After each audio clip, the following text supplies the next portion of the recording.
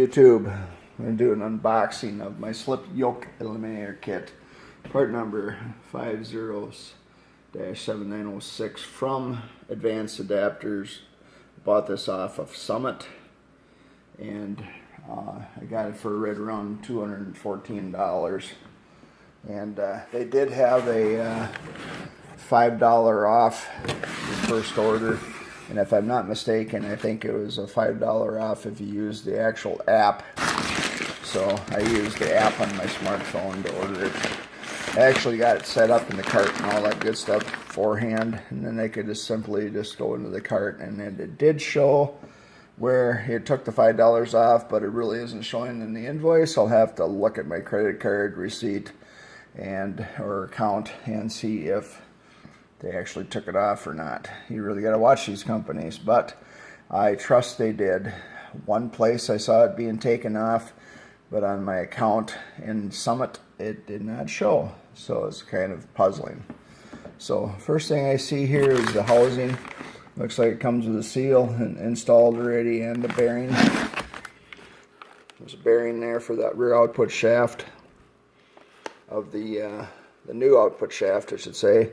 This thing looks pretty beefy, pretty substantial, looks pretty nice. Looks like a speedo gear, a couple seals for rear and front output shafts inside of there to keep the oil from going around the nut area. But the way I understand is you go ahead and put RTV on the nut anyway on this flange area, and put that there also, and inside the yoke, keep that from oil from seeping through. Looks like 3 snap rings. The large snap ring I think is for the inner part of the case. I think the gears in there are held on the shaft. There's 2 smaller ones, I believe, to hold this in place. The speedo gear. The nut, obviously, I think I already said that. Set that stuff over there. We have a box here. I'm guessing it's got the yoke in it. Looks like it's nice and oiled up. It does have a paper tube around the sealing area, so that is nice. And yeah, pretty nice looking yoke there. One thing I did not get into here is, sorry if I get the motion, but here is the shaft that gets replaced. The yoke goes on, rear yoke goes on this end. It looks like this is where the bearing is. This is where the blue speedo gear goes. I'm not exactly sure what is on here. I think this is where the oil pump resides, if I'm not mistaken, and it looks like they have a spot right here for the oil to get around in this relief all the way around here, and there's drilled holes here, so it looks like oil gets pumped up into here. Looks like there's a drilled hole here, and then also a drill hole here too, along with this hole in here.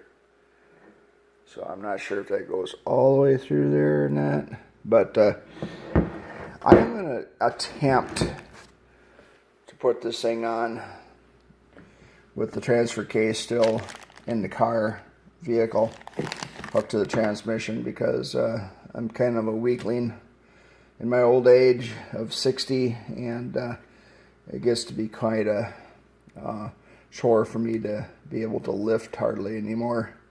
Getting weaker, all I can say. The transfer case, I guess, weighs about 70 pounds. I can believe that because right here I probably have 20 pounds worth of equipment right here. So if worst comes to worst, I guess I'll end up having to take the transfer case out after it's split, and it'll be a lot lighter, but unfortunately when it goes back in it'll be quite a bit heavier. So I don't think they're really too much trouble to mesh up and everything like that, but I will shut up here. One thing I did notice, it does come with a plug here to plug this hole here for the there's an option here for I think it's a vacuum switch for the earlier model Jeep Cherokees. I had a 90 that had the front disconnect, and I guess if I had that 90, I guess I'd probably still use that, but I doubt it, because I think by that point in time I probably would have had the axles replaced and the eliminator plate put on that axle, so, or even a completely different axle. But anyway, this is the start. I got a drive shaft. I actually have 2 drive shafts coming.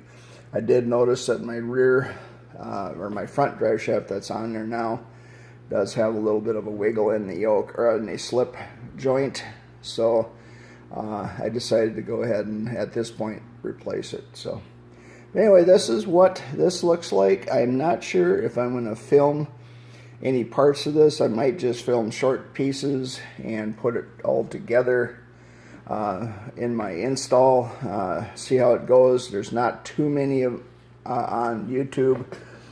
There's one from Terraflex showing it on a JK, I believe, and it didn't look too horribly bad. I kind of questioned how they put that together.